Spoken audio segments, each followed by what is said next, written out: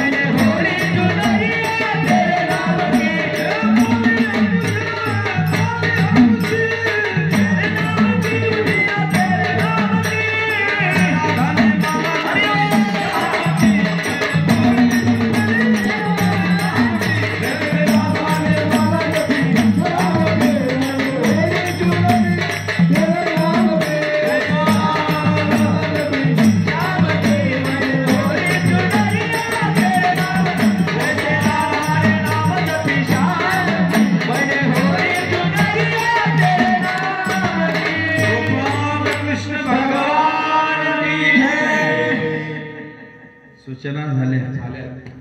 Jai Hari Ram Krishna.